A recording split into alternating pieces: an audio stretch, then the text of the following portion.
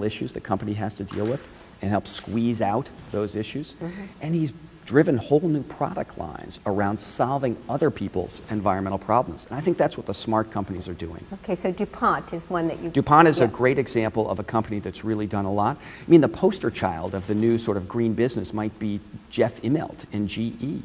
You know, the old Jack Welch GE was sort of very pugnacious when it came to the environment.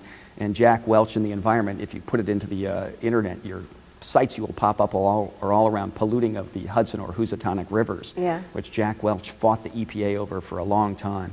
Today's GE has got this whole Ecomagination campaign that Jeff Immelt has launched with a commitment to high-efficiency locomotives, high-efficiency jet engines, taking some of that turbine technology and creating a wind power business. They've got a clean water business, really investment in becoming an environmental goods and services company across the board. Well, it's interesting. In reading your book, I realized, you know, this is a circular process. On the one hand, by doing this sort of thing, the companies will, in the long term at least, make profits.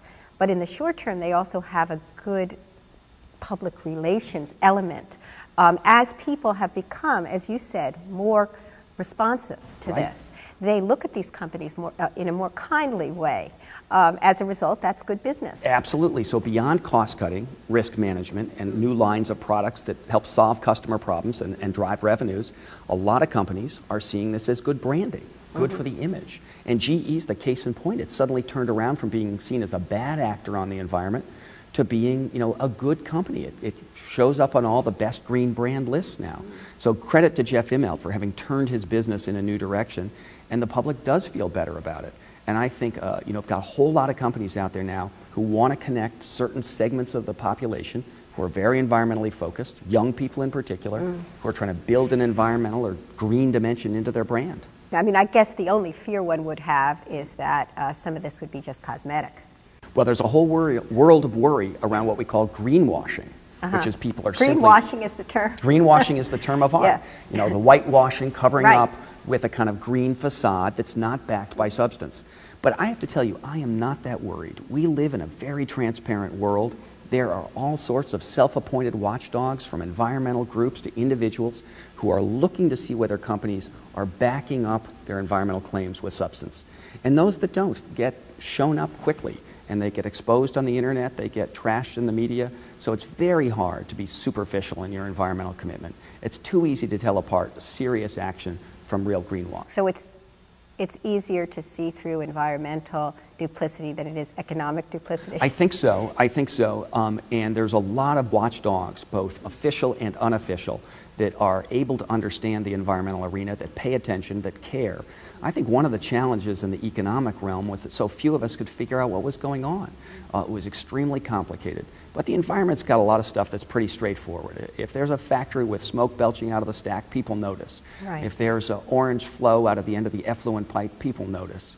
And so I think there is a real reality around environment that's hard to disguise. Well, that is true, I mean, in terms of what you just described, but then there do remain people who feel that some of these things are exaggerated, that say the science is complicated, that say that we're being sold a doomsday scenario and that things will correct themselves and so forth. I mean, there are people that feel that way.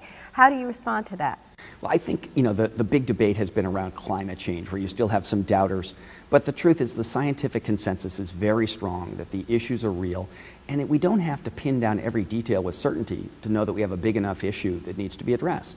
We know with great certainty that the greenhouse effect exists. In fact, our planet would otherwise be uninhabitably cold. We know that the level of greenhouse gases in our atmosphere has risen dramatically from pre-industrial times. Even if we don't know the exact rate at which climate change might occur, we don't know the exact magnitude of the impacts, and we don't know the regional distribution of the harms, we know enough to say the time has come for action. And I think, again, the American public is clearly ready. The polling we're doing at Yale shows 75 to 80% of the public saying, let's get on with an action agenda. And the public's actually genuinely enthusiastic about technology breakthroughs in energy efficiency and in alternative energy. And I think one of the other things that's dramatic is we now know that the key here is engaging the private sector in the search for solutions. The old model of the government doing it has really been put aside. And the truth is we need people to invest in 100 different directions: wind power, solar power, geothermal, biofuels. But also there's people investing in lots of even crazier ideas, tidal power and river current power and wave power and algae to produce fuels. All of these things are being tried out. And that's a very good thing. We don't know where the breakthroughs are going to come. Well, you make the point in the book that you feel that various regions should capitalize, or countries should capitalize on what their strength is in terms of the kind of energy that they, alternative energy that they develop. But I wonder, when you talk about all this diverse sort of development, don't you think there's something to be said for a more unified focus on, say, solar energy, the kind of infrastructure that you'd need for that being so great that if we scatter ourselves, then perhaps nothing will really work well enough? Or simply put, no. No, okay. We have learned that the government picking a few winners is not the way to go. You need to try 100 different things for 1 or 2 or 3 to work. So the key to innovation, and this is all about shifting our environmental strategy to focus on innovation, is scale. So we need to try lots of things, and diversity. We need to try lots of different things. When the government does the picking, it often doesn't invest enough. You know, people hear these big numbers, but a government investment of $10 billion is woefully inadequate to what's needed to really drive a clean energy future. The good news is the private sector this year is investing more than $100 billion in what we call the clean tech arena. And that is at the scale, roughly, that we need to go. But the private sector is also trying 100 or even 1,000 different things, whereas the government might pick 5 or 4 or 2 to invest in. And it's just too much chance that any one idea won't work out. And the great successes in America have often come from a little guy in a garage with a crazy thought about how to move the world forward. Now, who could have imagined when the original folks, like Bill Gates, had the idea that every house could have a computer? It was insane. Some of the big computer makers of the time said, oh no, that will never work. But it was his vision, his drive, that led to a breakthrough and changed society. So you're for the entrepreneurial solution to this? Entrepreneurial and really about innovation. The key to progress is trying new things and trying lots of new things and sifting out what works. What about nuclear energy? Do you have problems with it? Well, I think nuclear is an interesting question. If you look at the study that we did in terms of ranking countries on environmental performance you referred to earlier, countries that are strong on nuclear perform much better than those of us that are fossil fuel dependent.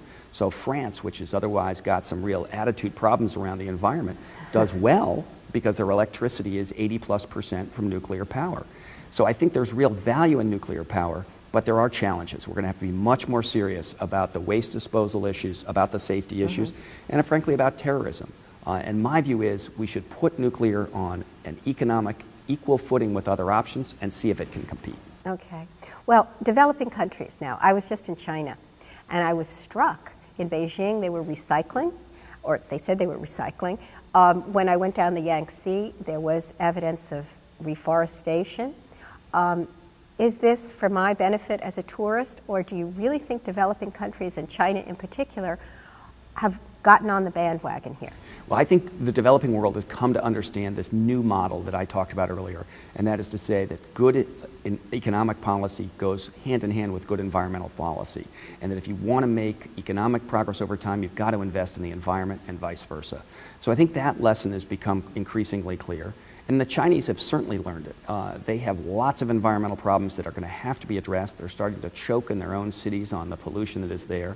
And I think the government in Beijing has suddenly understood that this has to be addressed. So I think you've got a commitment from the new Ministry of Environmental Protection there that's very real, but there's still tensions. It's a big and complicated country. There's economic ministries that are still prioritizing industrialization. There's provincial leaders, governors and mayors who still want to bring the next factory to their own region and may not be putting an emphasis on enforcing environmental laws.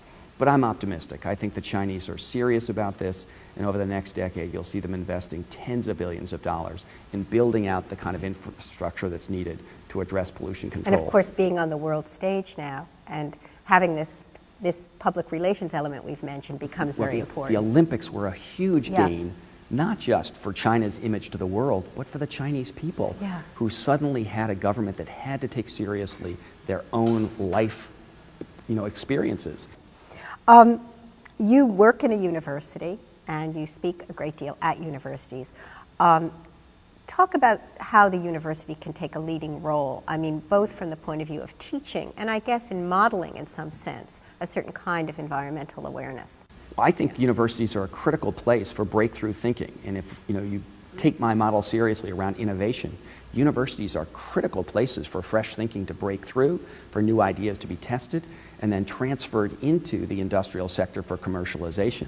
But I think a good bit of what we're going to need to do to make progress is going to come out of universities. And it's around new ideas for policy as well as new technologies. And I think the fact is that universities should not only be investing in programs that help lead in this direction, but also leading their own lives in ways that demonstrate a commitment to environment. So at Yale, we have a broad-based sustainability effort going on, a big commitment to energy efficiency. Our president, Rick Levin, has become an outspoken leader in terms of climate change being an issue that needs to be taken seriously. Our students are engaged and love the efforts to green the campus. So I think it's an important thing for every campus to take on, and it's a wonderful way to really get the students engaged in campus life. And of course, they're the next generation. They're going to go out and they're going to implement some of these things that they've been and they care very deeply about it. For those of us who are 30 years out of school, it's not the same thing. We didn't have the same deep commitment to the environment being taught to us as young kids. Well, I think, if I could interrupt, I was thinking about this before I interviewed you, that our fear was nuclear war. I mean, we were just so afraid of that, and I noticed that in my own kids, the environment is a fear. I mean, they fear its destruction.